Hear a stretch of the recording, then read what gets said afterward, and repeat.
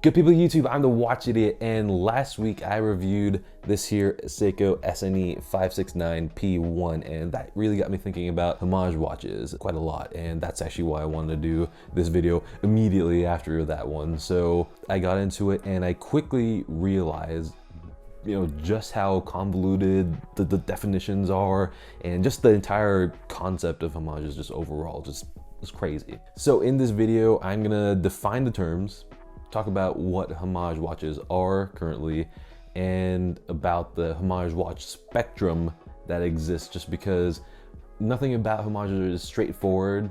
And yeah, this video was undoubtedly my most difficult because this topic is just so vast, so non-linear, complex, with different things meaning the same things at different times, and so many watches being okay by a case-by-case basis, and things like, and just things switching around, and so many exceptions and things like that. So I tried my best to organize my many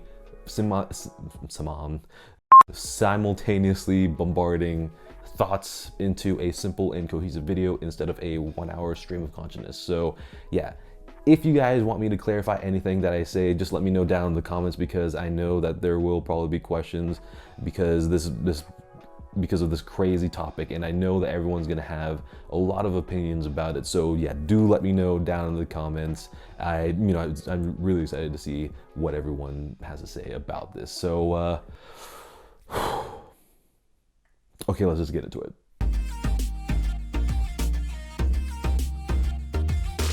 So first of all, I think that it's important that I define the terms that we're going to be using over here, just so there's no confusion going forward. And the main terms are, of course, homage mainly, and replica. So let's start off with the dictionary definitions, and Merriam-Webster Dictionary defines homage as a feudal ceremony by which a man, okay, I'm just kidding.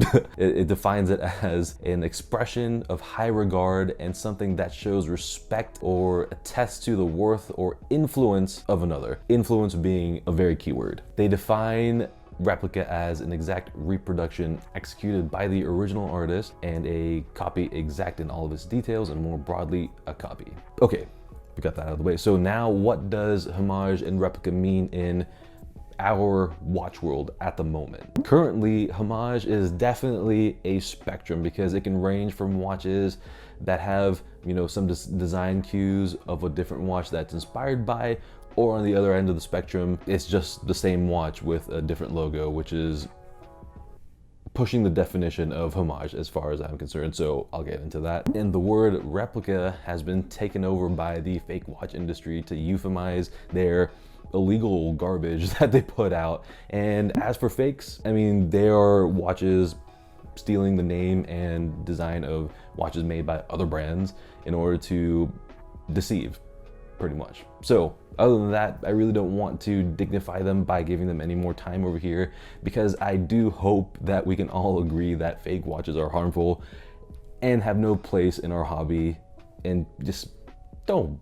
buy a fake watch. There are just so many good options out over there. I can't get into it in this video, but I probably will in another video, because there are just so many good options. So now on to my definitions of what I think homage and replica really ought to mean. So also, just a heads up, I'll be specifying which definition I'm using pretty much every single time I use one of these words, just because I want to make sure that nothing is misunderstood or taken out of context. So yeah, just pay attention to that. So my definition of a homage watch, and what I think homage watches should mean in our watch world, is a watch that interprets the style and feel of an iconic watch through the brand's own design language. And my own definition of replica, and what I think replica should mean in our watch world, is a watch that is pretty much exactly like the original watch, but they have their own brand name on it, maybe with some basic changes like a different bezel, dial, or metal color change, or something like that. And to put it even more simply, yeah, if you take the name and logo off of the watch and you can't tell it apart from the original watch, then that's what I would define as a replica. And if you can tell it apart, that's what I would define as a homage.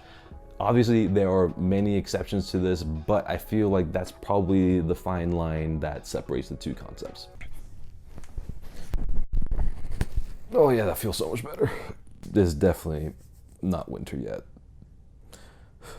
Okay, so like I said before, I really don't think that homages can be, constrained by a definition. I really do think that it's a spectrum. So now we're going to be generally talking about the end of the spectrum that deals more with the watches that are inspired by a particular watch, and maybe the watch itself might have the same feel as the original watch that it's taking inspiration from. And for my sake and for you guys' sake, I think it'll be easier to talk about the subject as a whole through an example, so as to give me a little bit more structure. So an example of a really great homage watch, in my opinion, is the Tissot PRX.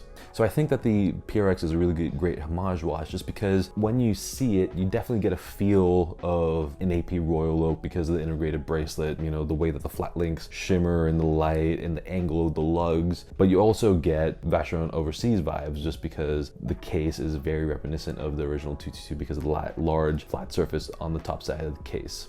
But if you were to look at any of the elements, on their own, like the dial, the bracelet, the hands, case, things like that, none of them will fool you into thinking that the PRX was a Royal Oak or an Overseas. And on top of that, it's reminiscent of two different watches, so it can't be ripping off two watches at the same time. Except there are some stupid examples. And this is what I think a homage watch in general should be.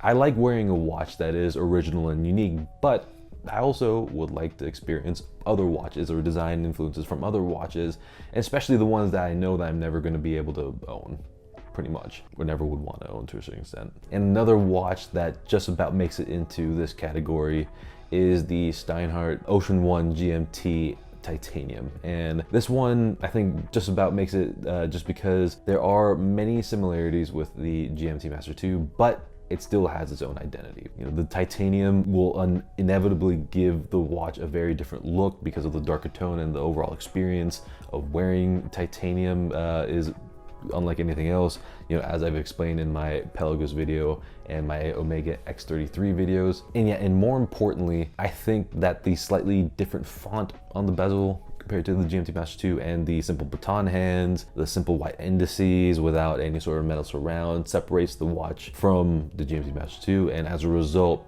I feel like it has its own identity. Obviously, on the other hand, Steinhart does make quite a few watches that I would consider to be on the other end of the spectrum, which we'll get into. So now we're at the other end of the current homage spectrum, and here we find watches that are pretty much identical to the original watch it's based on, but they're made by different brands, and there is no mention of the original brand on the watch. I don't think this kind of watch actually qualifies as a homage watch according to my definition, because they're not really interpreting the style of the watch. It's essentially just Control C, Control V, and maybe changing around a few details here and there. And yeah, I think that, these watches should be considered replicas the way, once again, I defined it. And yeah, I mean, there can be many arguments for and against a particular watch being classified as a replica, as I say it, just because,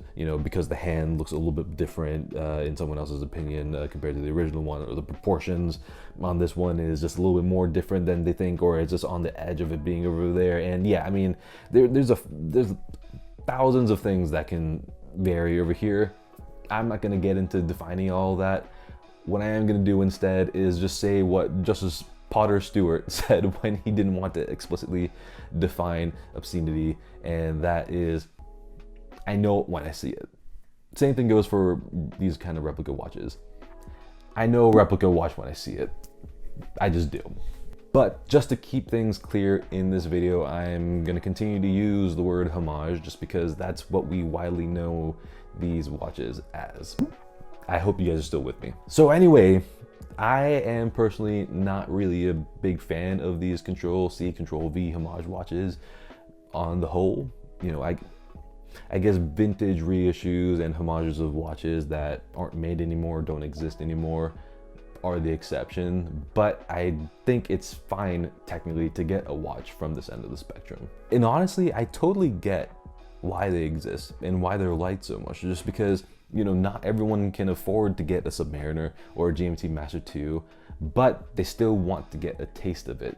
And actually, this goes a little bit further, just because, especially nowadays, just because there are a lot of people who can afford to get them, but they literally just can't actually get them because they're impossible to buy, especially at retail, at which point, you know, most people aren't going to want to go to the secondary market and pay, you know, however many multiples over the MSRP the prices are right now. And as a result, I feel like these kind of homage watches are going to become more and more prevalent, for better for worse, just because of this intense scarcity, you know, coupled with high demand. So in a way, I think that these watches actually serve a purpose, but that doesn't mean that I don't think that these brands are extremely lazy, especially the ones that whose entire existence is just putting out these homage Control-C, Control-V homage watches and not designing anything of their own. Examples from Steinhart would be, you know, just about all their divers and GMTs, but there are just, you know, so many brands out there who are doing this. It's definitely not only Steinhart.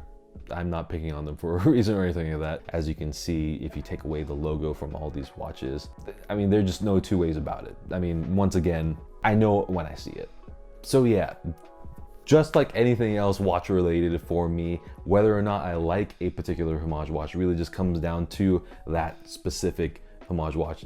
It's complete case by case. But I really do think that we need to reconsider how we define homage watches, just to get a little bit more specificity in terms of what kind of homage watch we're talking about. So yeah, I mean, obviously there's a lot more to talk about in this about this topic. So yeah, let's continue on the discussion down in the comments, because I really want to know what everyone has to say about you know, homage watches in general, and I do want to hear yeah, I mean, it's just gonna be crazy. I hope so. So yeah, when you do post a comment, please do hit the like button, because it helps the channel a whole bunch. And of course, hit the subscribe button and the notification bell as well while you're at it, because, you know, why not, I guess. But yeah, until the next video, good day.